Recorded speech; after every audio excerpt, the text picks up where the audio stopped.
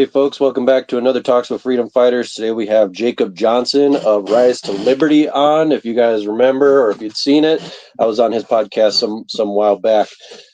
Jacob is a voluntarist and radical liberty and privacy activist.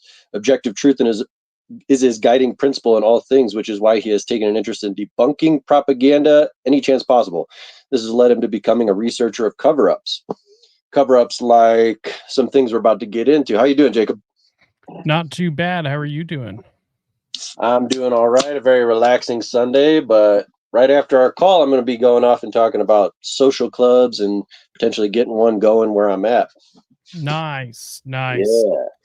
Hey, man, that seems like the way forward at this point.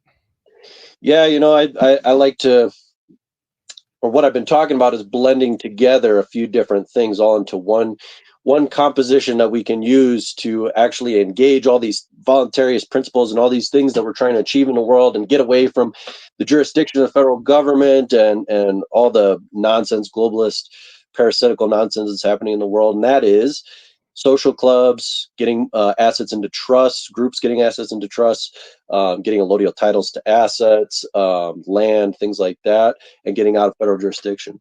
And so by blending those things together, I think we can get out of it. And that's what I'll be talking about later on today. Nice. I mean, that's right up my alley.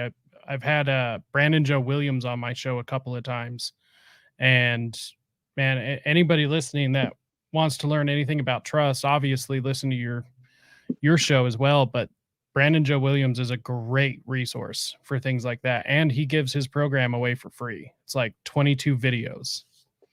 Well, I'm going to counterpoint that right off the bat. So some of the people that I work with, including a man named L.B. Bork, who wrote a book called The Red Amendment, something like 25 years ago or something like that. He was one of the first people to take a stance on creating a movement of people exiting federal jurisdiction and becoming citizens of the state.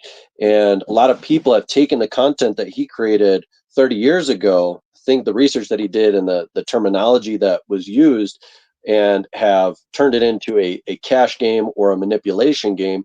And I don't have any personal opinion, but from his stance, Brandon, amongst others, are utilizing that for some ulterior motive.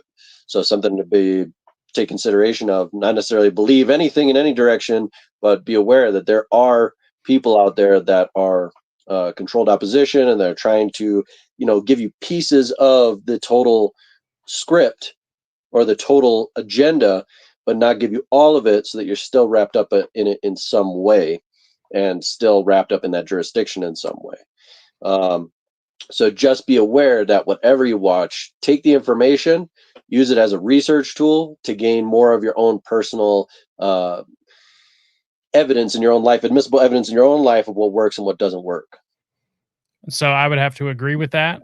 The one thing that sold me on Brandon is him giving his away for free. And that's definitely one of those key points to me, because there's definitely those people out there charging for this information. That seems ridiculous to me. But I do agree, even with Brandon, don't take the word of just one person. Definitely do your own. And I mean, don't ever take just what I say or what you say or anybody else as just gospel. It's right. So yeah, I definitely agree with you. Yeah, and none of us who talk about these things or make public any of this information, none of us got here by just regurgitating what other people are saying either. Even the people who are selling it, whatever, they've turned it into their own thing through their own experiences, right or wrong. And so it's just really important to do your own research. I mean, how long have the meme of do your own research has been around for so long, and still people are just like YouTube warriors or keyboard warriors, and they take all this information like a sponge, and then they just start to give it out to the world, give it to people, and it's like, no, that's not the right way to do it. Yeah. Study, dive in, be your own personal journalist of great ethical and with high integrity, and find out what is really there. Go to source material and find out what the actual content is saying. Like, actually go read the 14th Amendment. Don't just listen to what somebody says. I had a conversation with two people recently that both said the same thing. It was back to back on here, and they said that the Constitution is not taught in law school anymore. It is only the opinions that are taught. And so they spend one day maybe looking at the actual words of the Constitution and studying that. And then the rest of their time in law school is spent studying for constitutional law, is studying the opinions people have had about it. It's like, no, that's not the source material. That's people saying some shit about the thing that you spent one day on. And this is why no cops, judges, lawyers, they don't know the Constitution. Right. And I mean, they don't really need to for their job anyways. So right. I mean, it makes sense why they wouldn't learn it.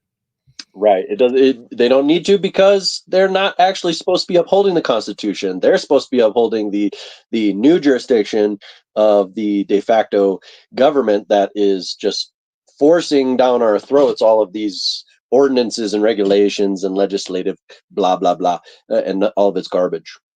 Right. All of it is garbage. None of it is actually based on what we're supposed to do by the rights that we've had inherently before the Constitution and through the Constitution. After the Constitution, doesn't matter. Constitution is words on a piece of paper that just elaborate upon the things that we already had and take some of it away and give it to some federal or state jurisdiction of whatever type. Right. I mean, it makes sense from a business standpoint if you are trying to screw people over. Right, exactly. So what's going on? What's new? Not much. I mean, the biggest thing that's new right now is I actually was invited to go out to the Red Pill Expo Right. as media. So that being G. Edward Griffin's expo that he created, I felt pretty honored to do that. So right now I'm just trying to secure some interviews for some speakers that are going to be out there. It's going to be here in a couple of months in November, and then just secure my own way out there and everything. So that's pretty much the biggest news. So I have one piece of commentary on a Red Pill. Last time I was at Red Pill was in Salt Lake City in Utah. And I ended up, there's a bunch of other anecdotes with that, but I ended up meeting Richard Mack, the Constitutional Sheriffs Association, I think is what it's called. And I brought up right to travel with him. And he said, that's not the hill we should die on. And I've been saying this ever since. I'm like, no. Every single hill is one you die on. Yeah. Because when they take one away, they take all of them away. So the Constitutional Sheriffs Association is one way that we can access. Oh, I think we lost them. In any case, constitutional sheriffs, that is one way that we can access our rights in that regard, but we also have the other regards, which is right to travel, right to firearms ownership, whatever else. These are all rights. They cannot be taken away by anyone. They can't be granted by anyone. So no, every single hill is one that we die on. But the Red Pill Expo is a great one. I suggest everybody go to that. It's got a lot of really great talks that happen usually. And there's not only that, but there's oftentimes a lot of really good like booths, different things that are being offered there. I think at that one they had like I forget what it's called, but you lay down on a bed and it works away the stress in your body, and stress is the number one cause of cancer. And they were doing this for free. So you just go there and you listen to these great talks, and maybe you lay down on a bed for a minute and get all the stress worked out of your body by I don't remember the details. It was some sort of like sonic vibrations of your muscles. Interesting. And so you go there, you remove the stress from your body, you hear some great talks, a lot of really good stuff there. A guy made some playing cards. He made a deck of playing cards that were all like libertarian or anarchist ideals. And so instead of the king, you had Murray Rothbard or something like that. You had like different things like that. So a lot of really interesting stuff out there. I highly suggest people go to the Red Pill. Yeah, I'm super excited for it. Like I said, I'm hoping to get out there. Tulsa's it's like 1,200 miles from where I am. So, it's a bit of a jaunt, but if I can make it out there, otherwise there's going to be a bunch of interviews with the coming up speakers on my channel. So everyone will want to make sure and check that out. Nice. And your channel is Rise to Liberty. And what's the link to that so people can find it? So the best link is risetoliberty.com. That just takes you straight to my main website, or you can go to risetoliberty.com/links, and then that will pull up my master link, and it has all my platforms, all the way even down to a Spotify playlist that I've made for people. Nice. And you guys can see that risetoliberty.com scrolling across the bottom there so you don't forget. So you want to talk about some MK Ultra mind manipulation stuff. I'd love to get into that with you. What is the False Memory Syndrome Foundation? So in a nutshell, the False Memory Syndrome Foundation is the primary purpose is to disprove the existence of dissociative identity disorder, and to propagate the idea that therapists are just implanting fake, not even just false, but just utterly fake memories inside their patients' minds. And so they're one of the largest, or the largest organization behind what's now known as the Satanic Panic. So everyone views the Satanic Panic largely as just freak out of, moral hysteria from Christians. And there was definitely some of that. That's not to say that that didn't exist or didn't happen, but that's not all what happened during the 1980s and 1990s. And it's even coming back up now. But what they would do is they would come in and protect parents who were accused of committing, the gravest sin against child. Usually the claim would come from their own children, and then the False Memory Syndrome Foundation would come in and protect the parents after the kids had come in and accused, a family member of child sexual abuse. So yeah, that's their purpose. And it's very interesting. So how exactly would they implant these false memories? That I'm not exactly sure, because they always would say well, it would be like leading questions. So the one thing I can say, so false memory syndrome does not exist. It's not real. It's never been used as a diagnosis. It's never been it's not in the DSM-5. So it's never actually been used to diagnose anyone. Dissociative identity disorder is an actual disorder which people can develop, and was really scientifically developed under MK Ultra trauma-based mind control or Project Monarch, these sort of things. And so false memory syndrome itself doesn't exist, just to get that out of the way. Now, do any of them really exist in the end? I mean, psychiatric disorders was created by the Rockefellers to it began in 1929, and we didn't have any real descriptions of these things. I mean, they called it like for women, they called it like hysterias and panics and whatever. But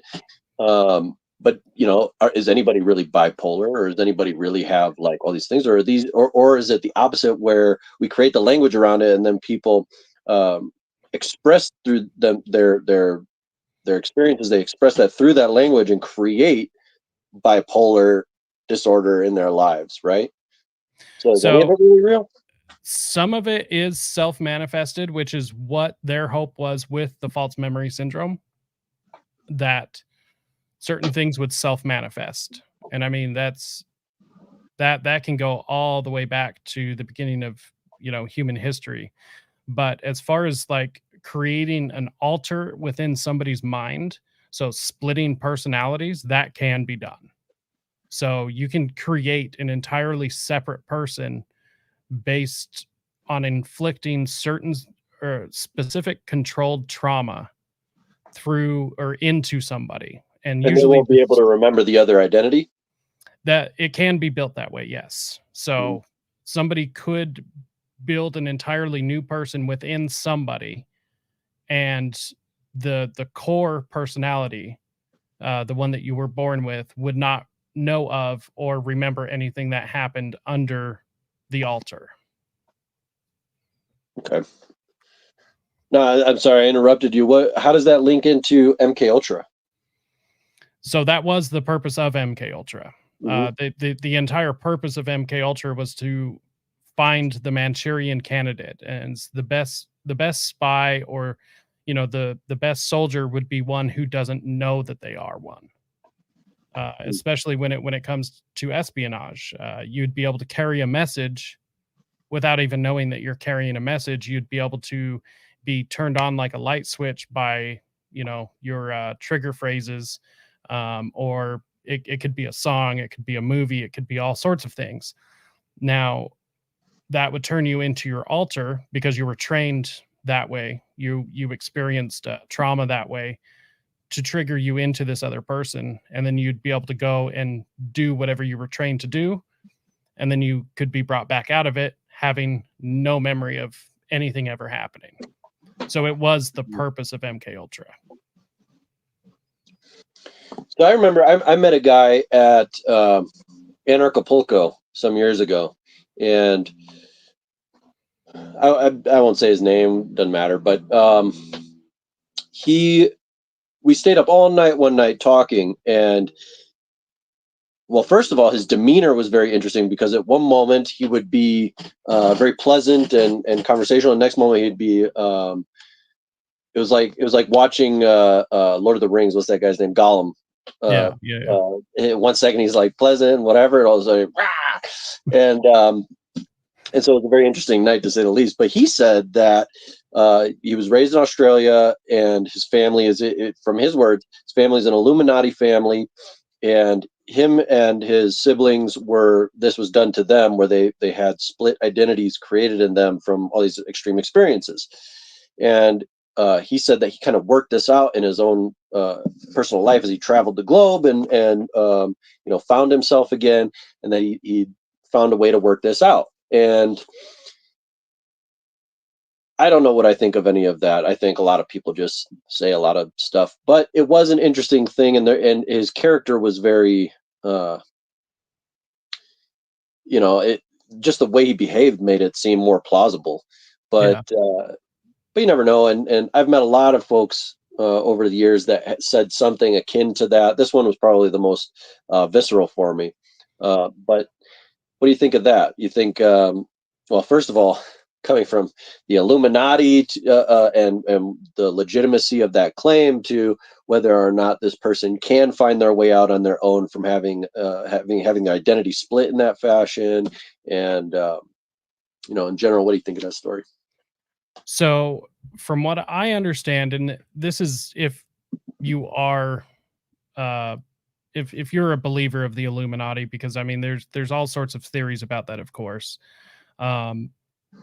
First, obviously, there are so-called, or people that identify as an elite group of people. I wouldn't look at them as elites, because I think that's way too nice for them. Also, they're not any different than anyone. However, there are these people that are super rich and super powerful that do get together to organize. To think that they don't, I think, would just be a fallacy in and of itself. Now, if you do believe in, what I guess the alt media allows us to know about the Illuminati, or what we're told about it, there is a belief that they do train their family to be raised with less empathy for people, which would make a lot of sense. So do I believe that happens? I'm not 100% sure. Obviously, I'm not part of one of these families. However, just based on what I do know, it doesn't seem out of the realm of possibility. In fact, it seems fairly likely.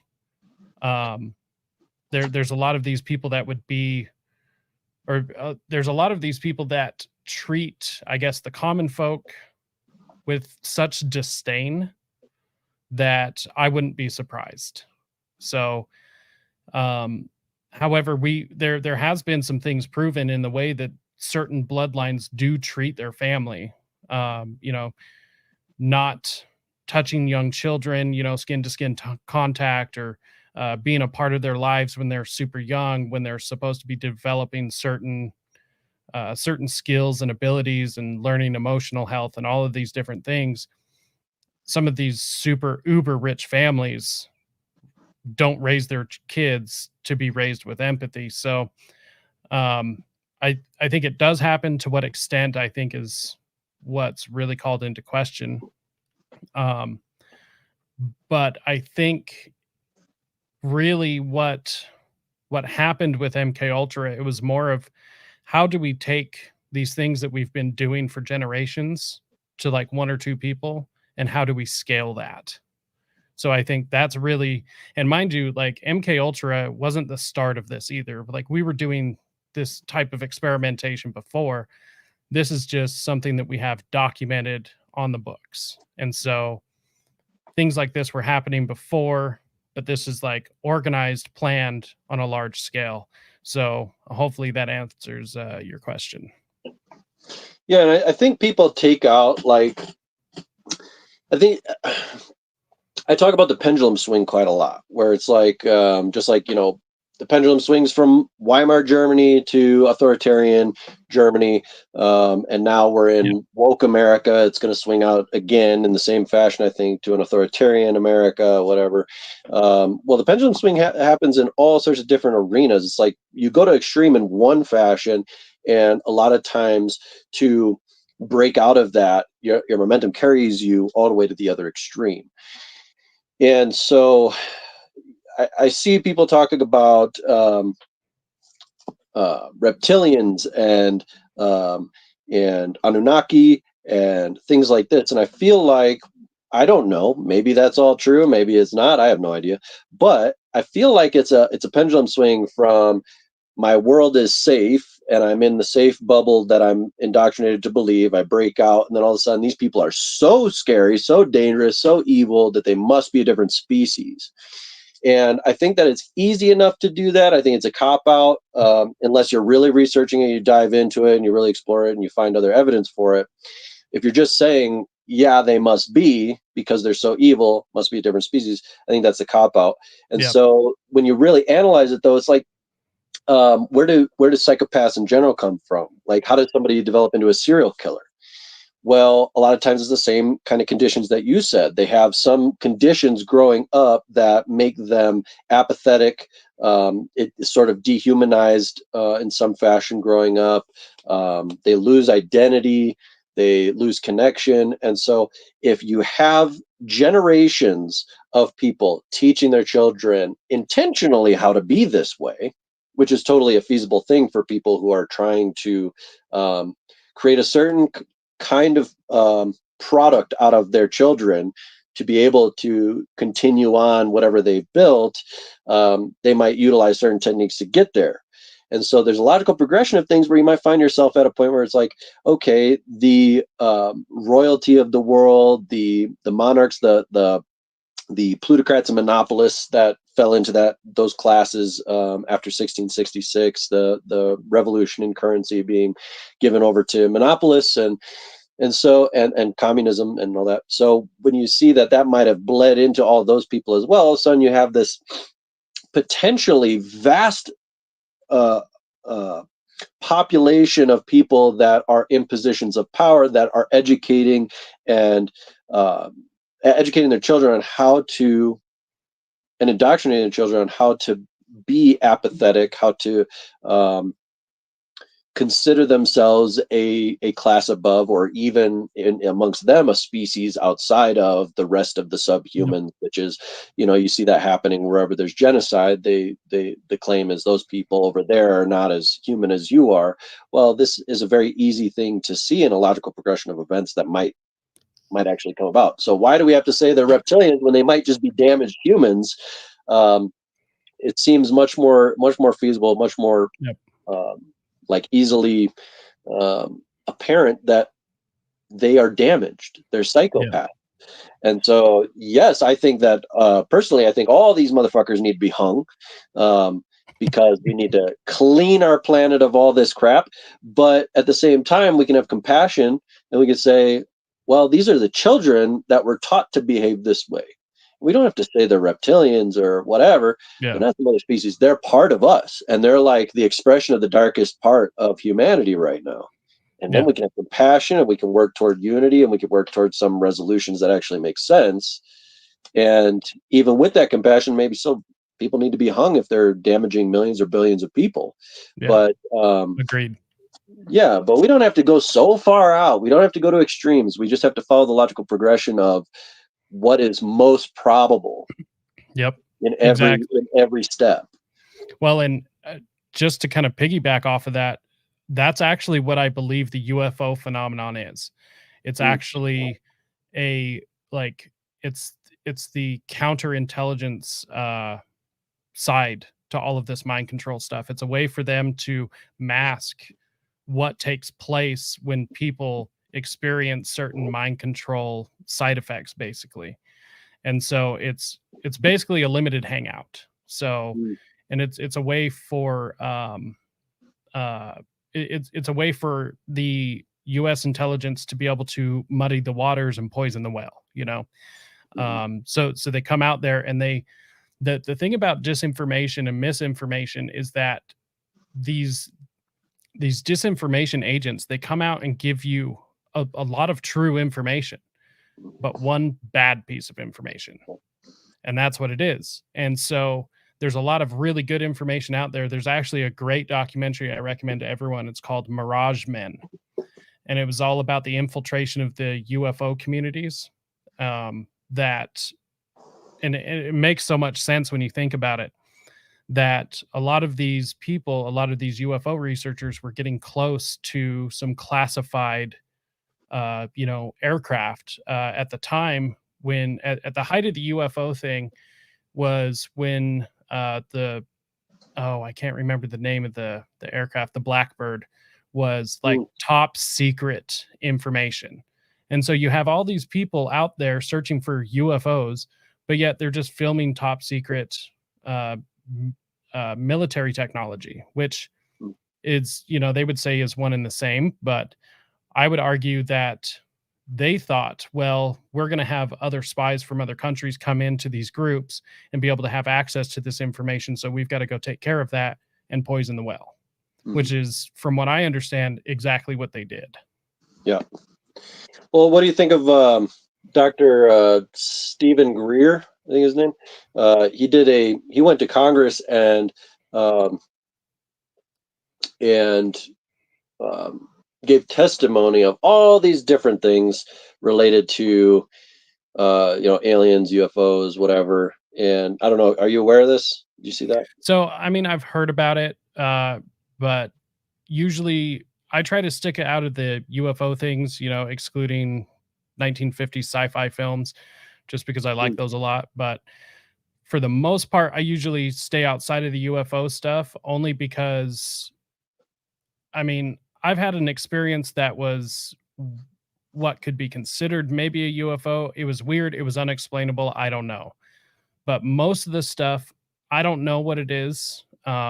There seems to be way too many landmines in this field. So I usually try to stick outside of the UFO stuff, other than, I don't know, any basic that anyone picks up along the road of being outside the norm, I guess.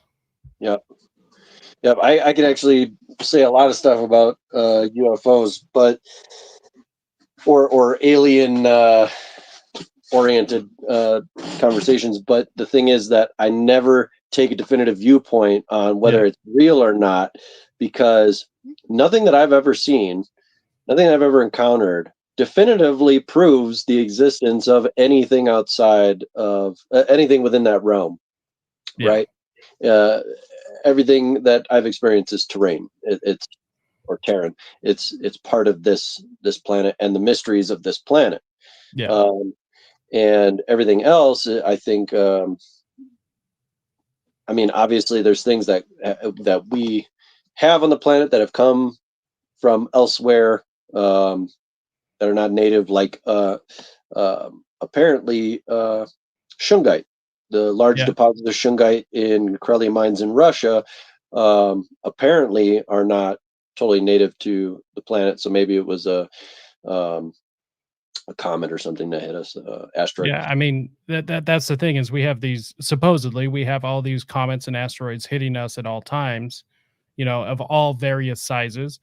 And so of course there's going to be things from outer space that would land on the planet that we would find that are, in very limited supply or in no supply here on planet Earth. So Terence McKenna's theory about we all developed the larger frontal lobe and the ability to kind of break away from our more animalistic or reptilian origins from eating mushrooms, and the mushroom spores can survive in space, and so they must have landed from a comet, and then earlier forms of humans ate the mushrooms and expanded our consciousness. That's an interesting theory. It's plausible. I don't know. I don't think that I absolutely think that we've never had evolution of cross species evolution. Yeah. People point to things like ligers and then Darwin's finches and all these things. Well, these are all adaptive qualities to environments, and ligers can't procreate. So there's like quirks and all of that, and we've never found any admissible evidence of some like interspecies between what we are today and what they call early ancestors of humanity that appear as closer relatives, bonobos and things like that in our faulty carbon dating system anyway, because carbon dating doesn't work to determine age. So yeah, my personal opinion is that from what I've researched and the things I've experienced is that we've just been this way forever with adaptation to our environment. And I think that there's various types of humans, just like there's various types of finches, and there's various types of whatever. All the animals have various types. Dogs, chickens, all of them. Yeah. And if I'm being completely honest, I think there's a lot of stuff that we're not inherently meant to know or need to know, or not to say that, there's anything wrong with questioning, I would never say that.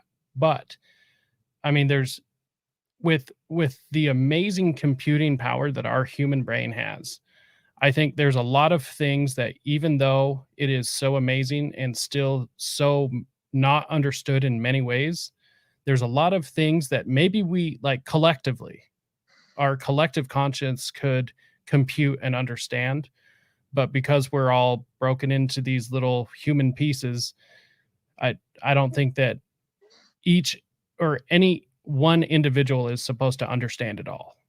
That's interesting. So what if AI could collectivize all of our I don't know, comprehension on individual levels, but collectivize all of that? Would that come out with something superior to the totality of individuals? Well, let me run this by you real quick. It's something I've been thinking about for a minute.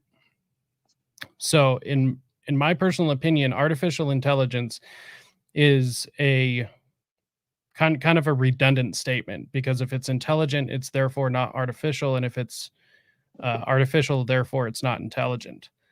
And that's just kind of the way that I see things, at least as of now. Not to say that that can't change in the future, but that's kind of the working thesis that I'm running on. And what we have, even though it is incredibly, I guess, intelligent, if you want to use that term for, I guess, lack of a better one, it seems to be that what we understand as AI is actually algorithmic learning, not an artificial intelligence. It can't create on its own. We still have to prompt it, and we'll always have to prompt it. So could there be something that exists independent of ourselves without any sort of prompting, or even requiring another system to prompt itself or something like this? Yes, there could. What it's going to be, I think we are still way far off from that. So do I believe that what we understand to be AI is truly an AI? No. Do I believe that it could actually come in and usurp basically humanity itself. A lot of people actually, yes, because I mean, there's still a lot of people that vote Democrats, so of course it could usurp some people, but um, I don't believe that it's just going to overthrow like humanity itself. So that's kind of it. It just seems far fetched to me at this point. Well, human beings need prompting as well. Consider Yes. the moment of conception, right? Sperm enters egg. Yes. From that moment forward, everything that occurs that educates that being is responses to stimuli from an environment outside of itself or in connection with itself, however you want to view that. But those are all prompts, but perhaps with Correct. on the level of just stimulus responses that not higher brain responses yet, but eventually it turns into higher brain responses because we get there through the infinite prompting that leads us into that. So I'm wondering then if AI is already at the point of basically adolescence where it can take in information, the language that we're using, and even understand to in a logical way the function of emotion, and the function of the spontaneity in which human beings exist, where or the the chaos, you might say, the opposite of the logical actions, Yeah. all the nonsense that we end up doing. Um, so if it already is at that level where it can sort of understand, respond to the stimulus, the prompt that we're giving it on that level, could it not uh, then go beyond that by having all these prompts stored, and then and that's the collective already, that we're already Yeah. collectivized with those prompts that the AI is then responding to. So now it's going to have a statistical notion of how many human beings think this way and how many think this way, and then it's going to have its own response to whether that's a more chaotic or a more logical um, uh, thing that human beings are the human beings are creating, and then going in this progression, could it not achieve the a higher understanding of the universe, or a greater some sort of greater response to the stimuli that it's experiencing? I would say no. And the reason why is because we as humans ourselves can't even understand ourselves. So, how could we therefore create something that would surpass us? Now, I'm not saying it can't outsmart us. So, because that would then suggest that we are our own creators, which I'm open to that theory if that's what somebody wants to run with. And I would even run down that rabbit hole, but I don't see how we ourselves, an intelligent design, could turn around and replicate the same intelligent design without us ourselves being our own creator. The So Nassim Haramein went into Nassim Haramein. No, never heard the name.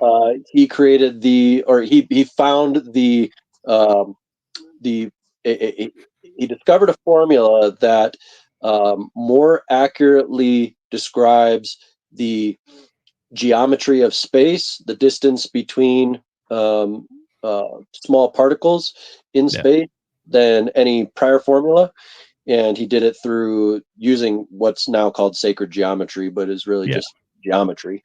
So he walks into a room full of physicists, really notable physicists, uh, and they're having a conversation about the Big Bang. And Nassim Haramein walks up and he's like, "Oh, no! They have an image up and they're describing it, and the image is um, a balloon being blown up."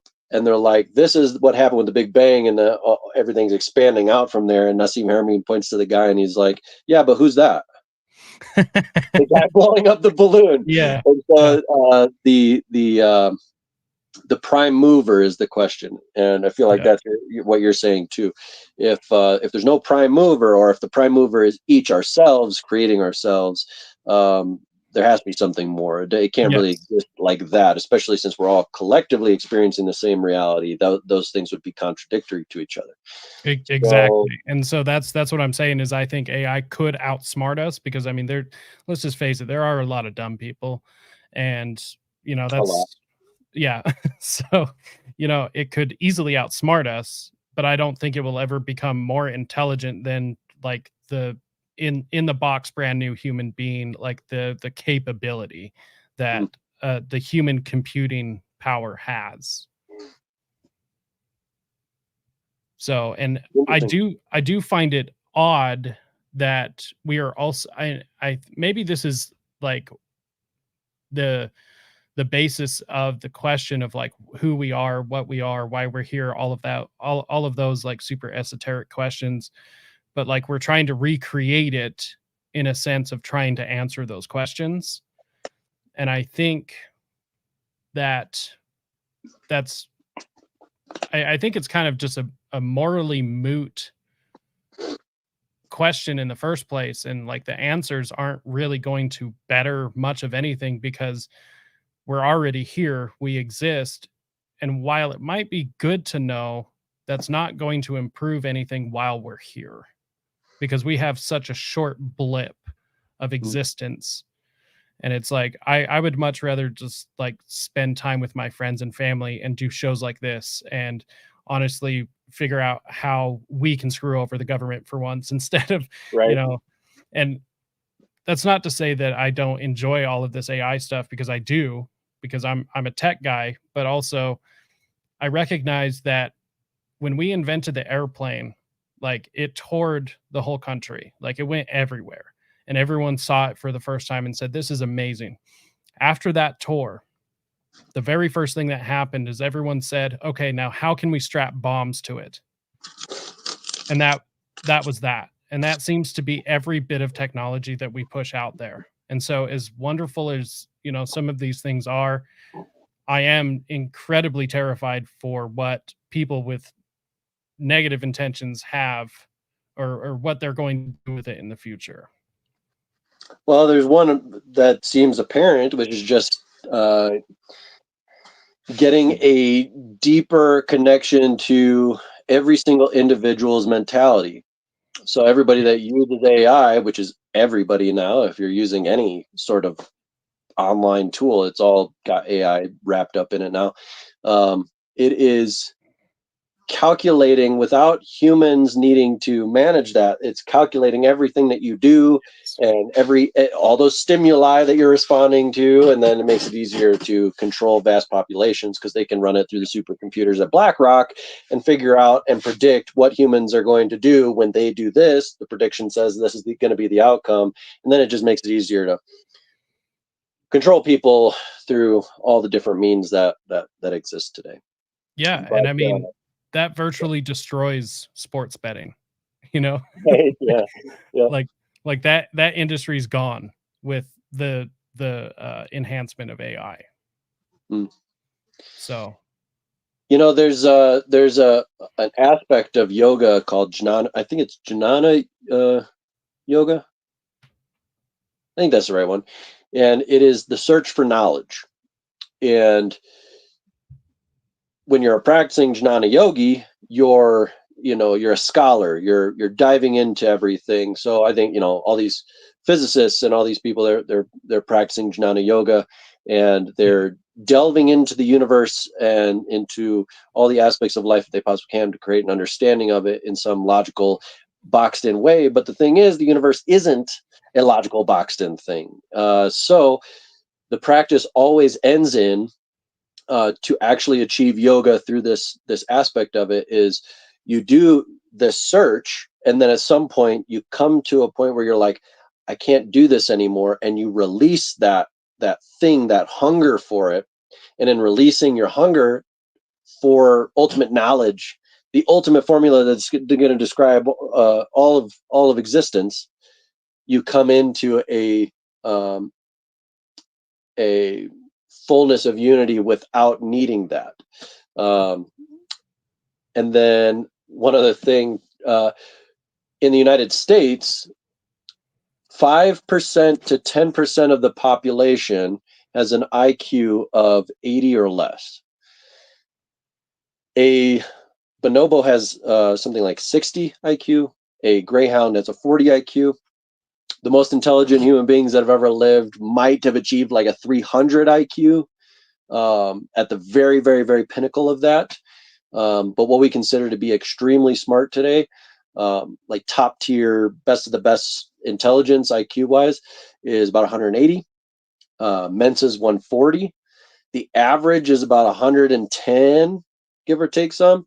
And so the distance between the average IQ and the lowest IQ is the same as the lowest IQ human and a bonobo.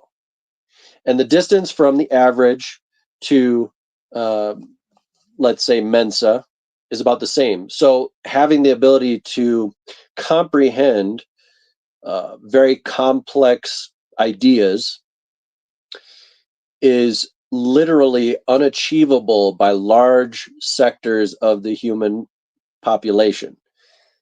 Instead, they resolve on what they're told to resolve on. And so these are the people that are going to be the most successful in an indoctrination campaign. These are the ones that are going to mask up right away because they're told to. Yep. And then on the opposite side of the spectrum, you also have that same effect. The hyper intelligent people, or, you know, not maybe not hyper, but the Mensa level, right? You know, at the top tier, but Mensa level is also going to be responsive to that because their understanding is going to be oftentimes go along to get along. But the middle people, the average intelligence and a little bit higher, these are the places where we have the opportunity to actually shift people into understanding deeper concepts and, you know, explaining about voluntarism in a way that can be understood. But it's just interesting to realize that a bonobo is as close to the lowest IQ human as the lowest IQ human is to the average IQ human. I mean, it makes a lot of sense when you look at it. And if you put it on a graph, I'm sure it would be really shocking to see how close they were together. Right. And then the greyhound is just another, that's one more iteration down.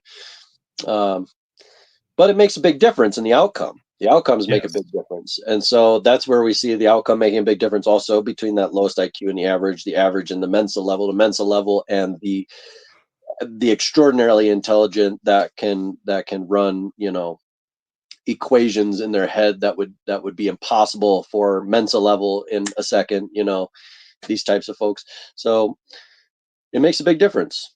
And but it's interesting, yeah, that 5 to 10% are at that 80 IQ roundabout level.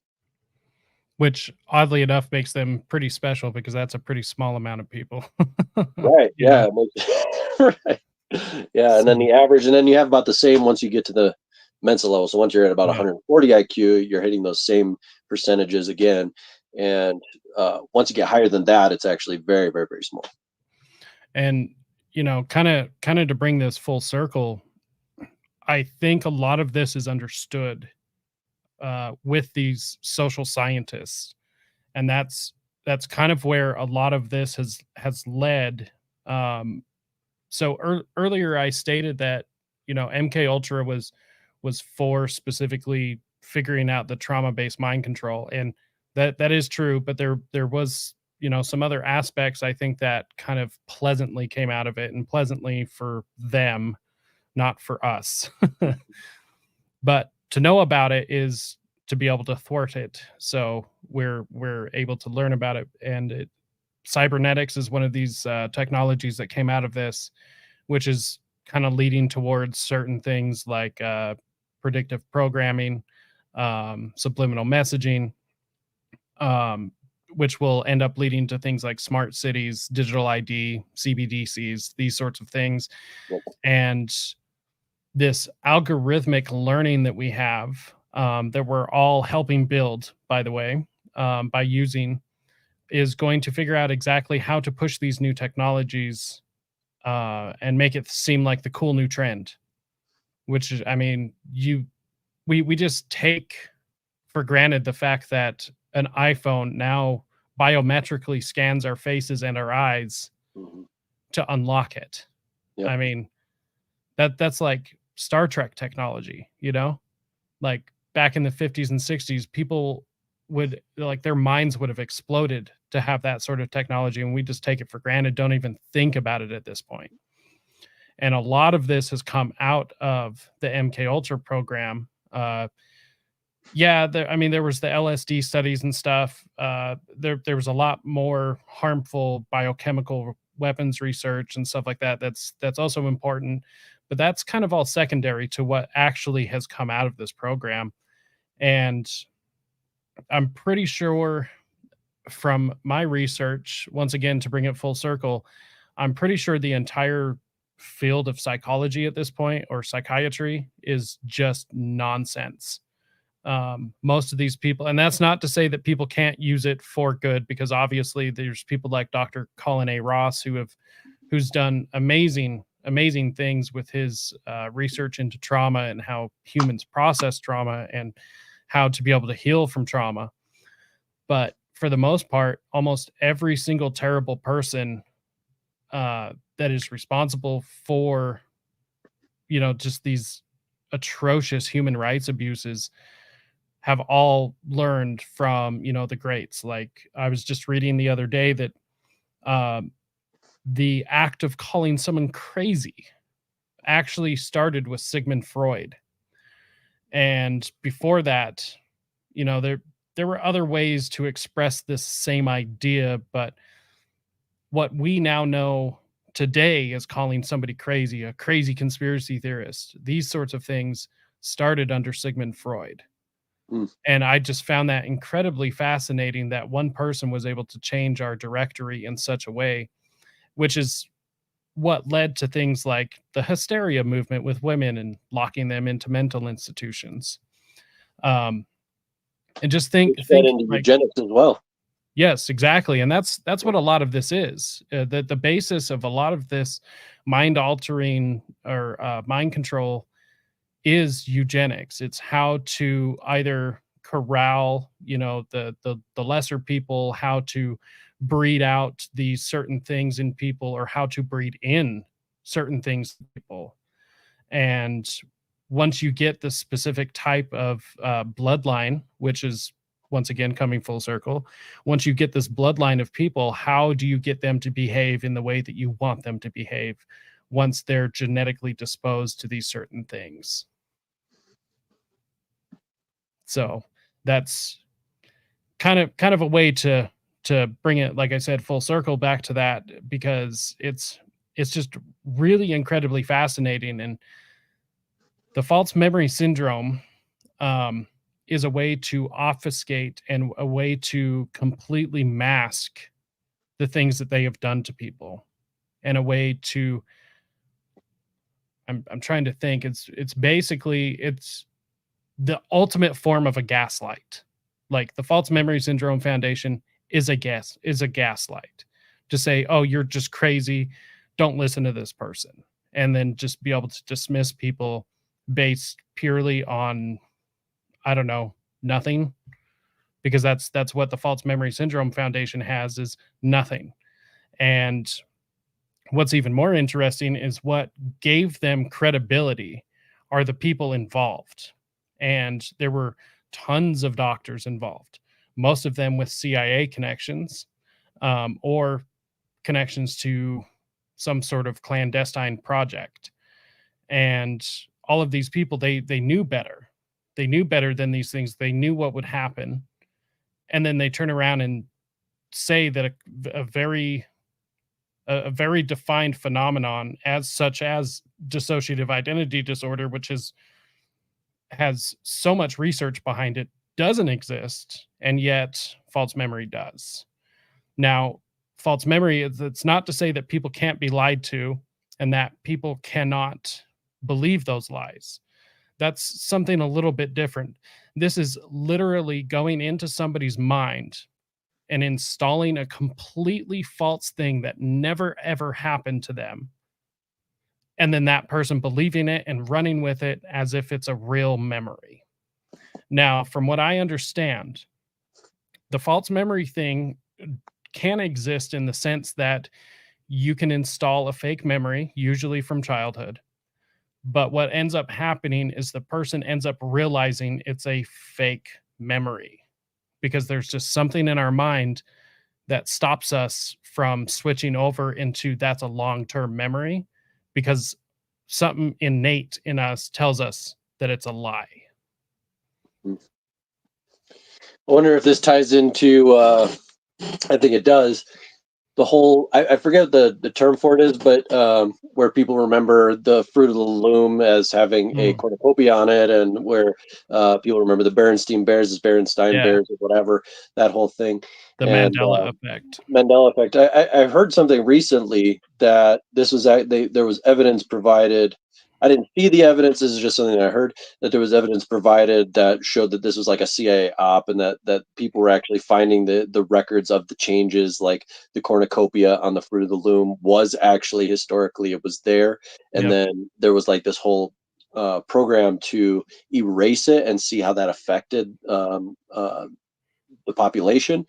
And intelligent people went and they looked back and they found old documents showing the cornucopia and showing all the other things, and then I've also seen some other crazy stuff about showing how people are experiencing, like different people experience remembering it in different ways. I wonder if that ties into the same people doing the same thing. Yeah. So I think it does, and to what extent I'm not exactly sure, or I don't think we'll ever exactly know the extent. It's even this stuff that, 50, 60, 70 years ago, I don't think we'll fully know the extent. I mean, most of the MK Ultra documents were destroyed. So we'll never know to what extent a lot of these things happened. But I do think it's happening on purpose, and it's a hell of a lot easier now because they're able to manipulate the internet in such ways, and we rely on the internet to such a degree. And so because they have they have such control over our flow of information, they can change just one little tidbit. Like I said before, just sprinkle in that one bit of disinformation or misinformation, and then you're on a completely different path than you were when you started. And so I do believe it's happening on purpose, because they would have a vested interest in portions of the population believing different things. And that's to keep everyone confused, to keep everyone scared, to keep everyone under control. So I like to end with some like solutions or calls to action, but I probably got like 10 more minutes that I can run here, but I want to show a couple of videos here and then just get your response. I'm all about direct action. I think that a lot too many people out there are YouTube keyboard warriors. I always suggest, whenever I have a face being put out to the world here, I like to say, stop watching right now and go do something real in your life. Stop paying taxes, stop whatever it is. I don't care what, but do something, because if you know already and you're not doing something, you're part of the problem. But if you know and you start taking action, it could be small things to growing to big things, whatever it is. But in England right now, there is they're putting up all these fucking cameras all over the city to basically add another tax for people. But something amazing has started happening, and it's something that I suggested a while back regarding smart meters. Let me show you guys this really quick.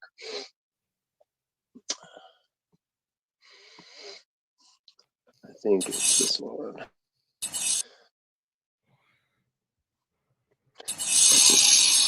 A vandal uses an angle grinder to cut down a ULEZ camera in London. The controversial scheme's been targeted by the Blade Runners. The group's angry that motorists have to pay £12.50 a day to drive in the capital if their car isn't compliant with low emission rules.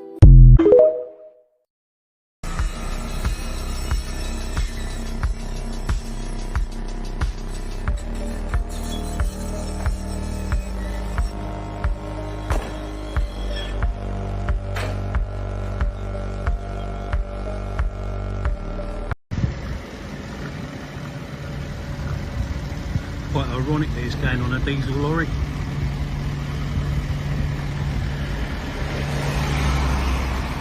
be watching this, Mr. Deep Don.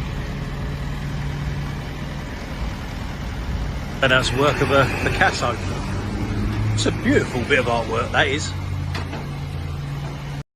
This is what one man can do to the ULEZ in less than half a day. They're a secret army of masked vigilantes, waging a war on the streets of the capital against Sadiq Khan's controversial ULEZ expansion. Terrorising TfL by tearing down, vandalising and even stealing cameras using any means necessary. The so-called Blade Runners claim they're responsible for disabling and destroying hundreds of the new number plate recognition devices installed across London that make sure motorists abide by the new rules. Ben, seen here, is one of them. A father of 3 in his 40s, he goes out in the dead of night several days a week, flouting the law, to carry out what he calls unpaid voluntary work. There's one on top of the traffic light over there. That bracket is now gone. Speaking exclusively to Talk TV, Ben, which isn't his real name. I think that pretty much gets the point across. That video goes on for quite a bit. So these people are out here in London, and they are taking out with angle grinders and sawzalls and all sorts of different means, but they're basically taking out all these cameras, and the city keeps trying to put them back up, and more people are coming out and just cutting them down. And like I said some years ago, hey, I started saying some years ago, hey, we could do this with smart meters. We could do this with these stupid traffic cameras that they put up. And I mean the universal we, whoever you are. And if you have a 5G box sticking outside your window because they're putting it closer and closer to the home, guess what? A sawzall is pretty cheap. An angle grinder is pretty cheap. Some spray paint is pretty cheap if it's a camera. And there's a lot of other ways that you can engage with these things to stop being harmed by them. Yeah, and I would have to agree. I mean, here's the thing: is we have like this multi-prong approach, right, coming at us, and we're going to need a multi-prong solution, and this is one of the prongs. I think we need people at every front trying every different possible option. Of course, peaceful options are always the first option, but we go from there. But we're being attacked from many different angles in many different ways, from our food, our water, our air, the technology, all of these different things. And so we have to fight back in the same way. We have to defend ourselves in the exact same way as that we're being attacked. Right. Yeah. So final question. This one I like to ask because I think it's super important to leave it on a note of what we're going to do right now. What do you think is the most important thing that people could do right now in their lives to make a positive difference and to make a positive change with all these stupid things that we're seeing coming down from globalist psychopathy and mob adherence to mob mentality and whatever else is going on? What's the number one thing people can do in their lives? Well, I mean, it kind of depends on exactly the biggest part of your life. I can tell you some of the things that I've done just to get the ideas flowing. So, one, turn off the TV. The TV is a manipulation tool that is literally used to manipulate your brainwaves. And not just the TV, but I guess anything with a screen. One thing I started doing, because when you look at this stuff, it's really overwhelming. It's like, what do I do? There's like, I'm so far behind all of these different things. You start with one thing at a time.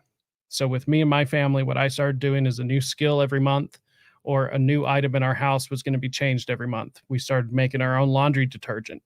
We started cooking with beef tallow. We started, just taking our nutrition seriously, where we source our food, start going to farmers markets.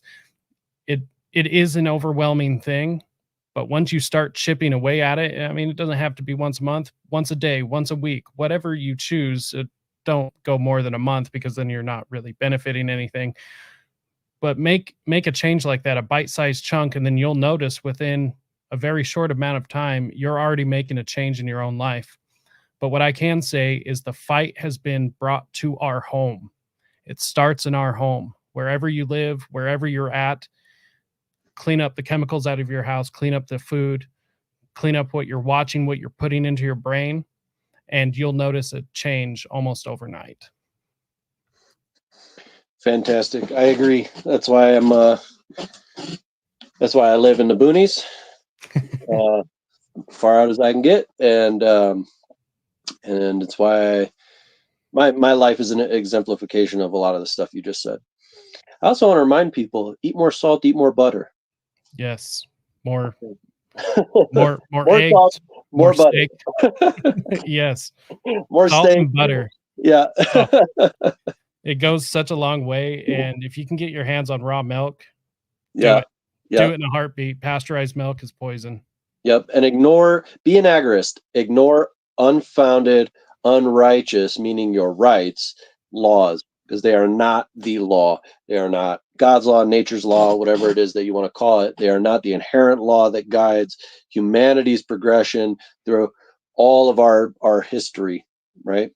These are just other people besides you, besides your community, besides whatever it is, that are foreign entities that are writing things on paper and think that they can enforce this upon you. Just ignore it. Be an agorist, and get your raw milk on, even when they say you can't drink raw milk in this state. Yeah, whatever. Do it anyways. Yeah, do it anyways.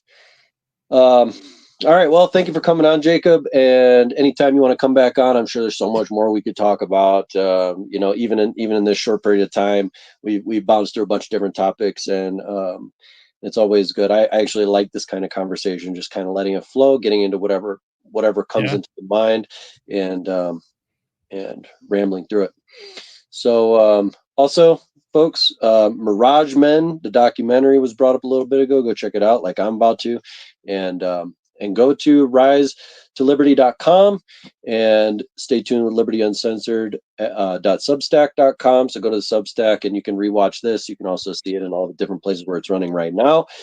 And just stay tuned, because there's a lot of really good stuff still on the way. It's growing momentum, and we're building stuff here. And when you share, like, and comment, and do all that stuff and all these different things, we can blast this kind of content out across all the different spaces and beat the algorithms that beat back all the truth and freedom information that we are trying to put out to the world. Thank you to all the people who are watching, and thanks, Jacob, for coming on. Anytime.